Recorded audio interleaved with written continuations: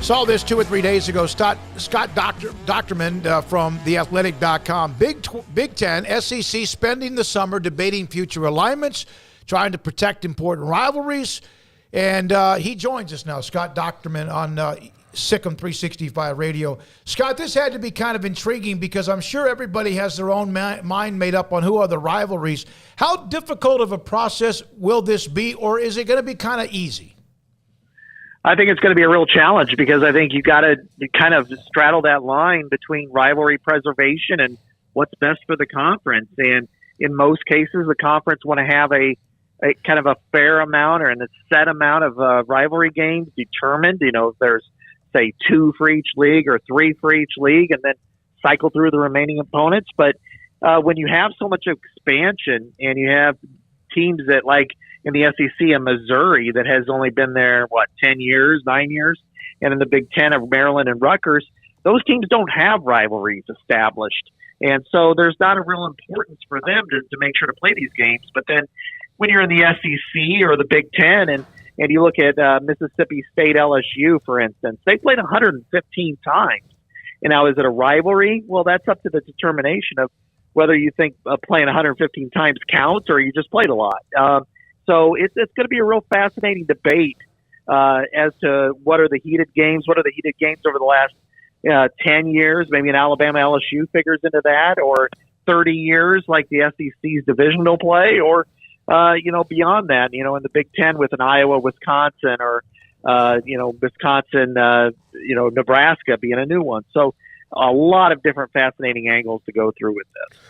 The SEC seems to be leaning towards the 3-6-6 model of the 9 games and rotating. What do you think the Big Ten will do? I think they're leaning in that direction as well. The only question I have is will it be 2 protected opponents or 3? And 2 weeks ago when I was in Chicago talking to some of the athletic directors, there was a wide variance in what they wanted. Penn State, for instance, the AD who's outgoing at this point, she's retiring next month, but she said there's nobody I would pound the table for that we have to play every year. But then you talk to Minnesota and Iowa's ADs who have 2 or 3, in Iowa's case, 3 really impactful rivalries. You want to play them every year, and if the Big Ten decides to just pick 2, then it's, you're cutting off your leg here on your history. So I think they'll end up going with 3, but my case that I tried to make was, look, with these leagues, sometimes it's not worth going everybody gets 3 because who in the Big Ten really wants to play Rutgers every year or Maryland every year if they got a choice? But do you really want to ice out some of the better rivalries, historically? So I think 3 will probably be the magic number for both leagues if they go this route. But at the same time, it wouldn't surprise me if the Big Ten went down to 2. How much, Scott, do you think this can help some of the imbalance that we see at times with certain divisions, certainly the SEC West, although Georgia now has changed that up a little bit, but for the longest time they were clearly the dominant division, and if you were in that division, you had a much tougher schedule, Big 12 South there for a little while and so on. Do you think this cures the imbalance problem, or are there other issues that arise from it? It's going to be fascinating because if you look at, like the Big Ten, for instance, in championship games, it's 8-0 in favor of the East. But Ohio State is what skews the divisional structure no matter what they do, legends or leaders or East-West.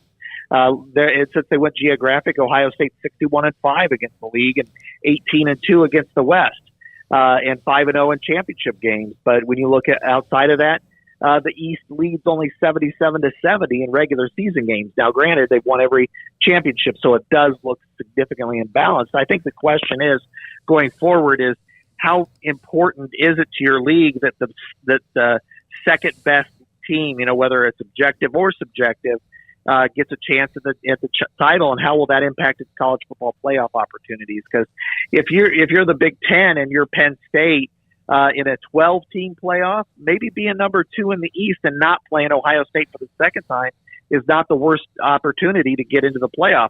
However, if you go and you get blitzed in that game, you might not make it. And so that's what the league's got to kind of determine is, is this the best path just to have the best possible matchup for the championship game?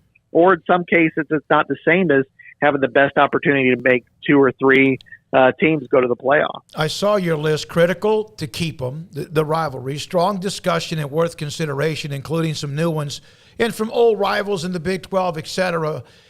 I saw you got a little note from somebody that said, why would the game between LSU and Mississippi State be under critical review? And then your reaction to that was, how many times have they met, Scott? 115. Yeah. And see, sometimes people look at the elite names, they look at the marquee names, but forget about, and we've seen a lot of incredible series, Kansas, Missouri, Nebraska, Oklahoma, and others just disappear. So I would love to see them protect that one. Yeah, exactly. There are a lot of them that have such rich history that even if sometimes if it's a hammer versus a nail, a Tennessee, Kentucky, they played 117 times. Would anybody say that's a marquee matchup? No. But when you have such a rich tradition and history among those two programs playing for that long, like I looked it up with LSU and Mississippi State, they've missed twice since 1905. Each of them were during world wars, just once in each world war.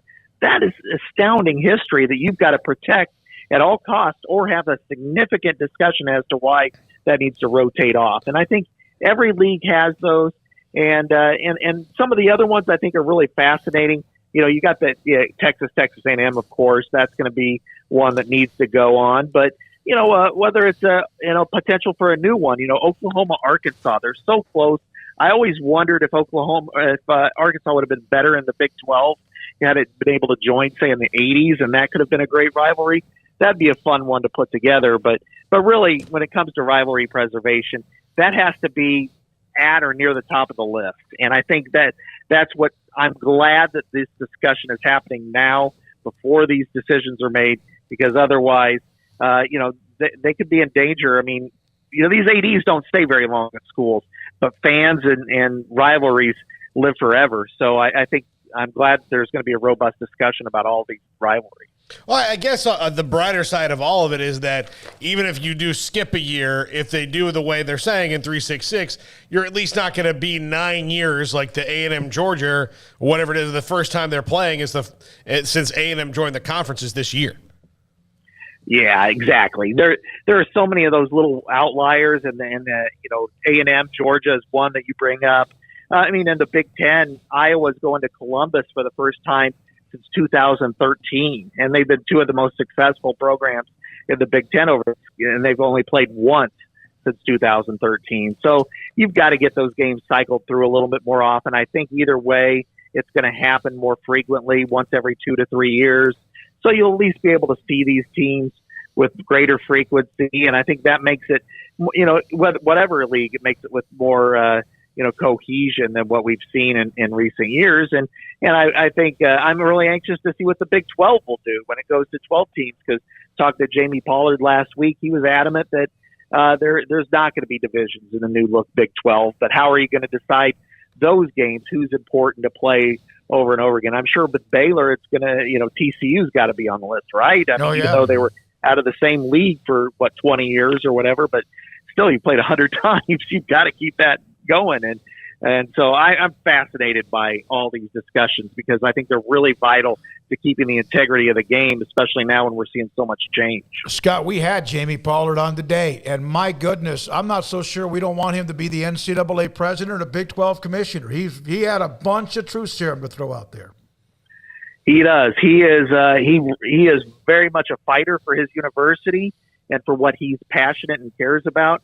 I would not put it past him. I think he'd be an outstanding somebody you'd want to consider for the Big 12, because I think he will battle for you under each and every situation. And I can only tell you my experiences all these years with having Iowa and Iowa State in the same state. When he came here in late in 2005, Iowa State was a complete afterthought in the state. And he's turned it around to where Iowa's still the flagship, but Iowa State sells out a 60,000-seat stadium. And before, they'd only sell out twice a year. That was when Iowa or Nebraska came to town. Hey, Scott, thank you, man. We appreciate it. It's interesting because of the constant change, scheduling, realignment, conferences, adding, losing, whatever. And, of course, NIL transfer portal. It gives us a lot to talk about. Great stuff. I loved it. Again, go online, and I just retweeted it as far as Scott's story about the critical, strong discussion and worth consideration rivalries to keep going as the Big Ten and SEC move forward. Thanks for your time. Scott Dochterman at theathletic.com. I just put that up. So the critical series, I know we got Scott Drew coming up. Alabama, Auburn. Alabama, Tennessee. Auburn and Georgia. Georgia, Florida.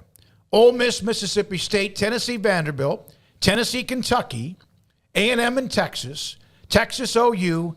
LSU, Ole Miss. And LSU, Mississippi State, as he mentioned, 115 meetings. Yeah, which pushes Arkansas LSU and A&M LSU to the next list.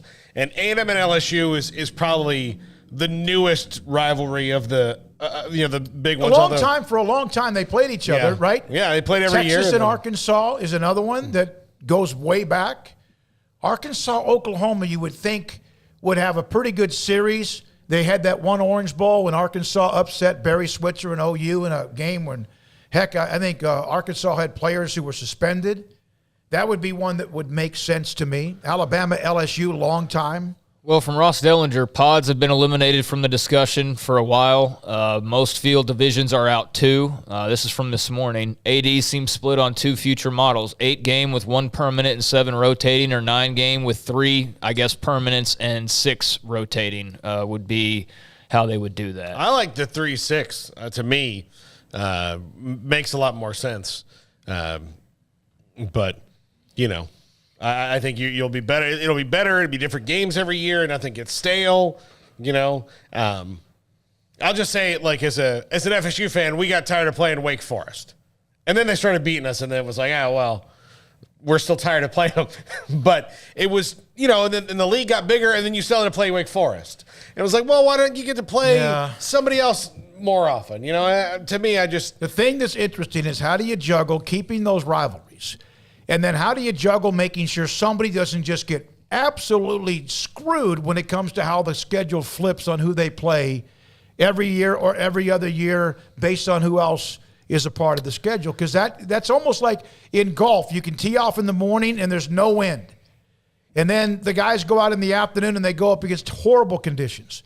Then the next day the wind is in the morning and there's no wind in the afternoon. It's sometimes the luck of the draw of when you tee off in a golf tournament can help you win the tournament compared to just who you're playing in the course.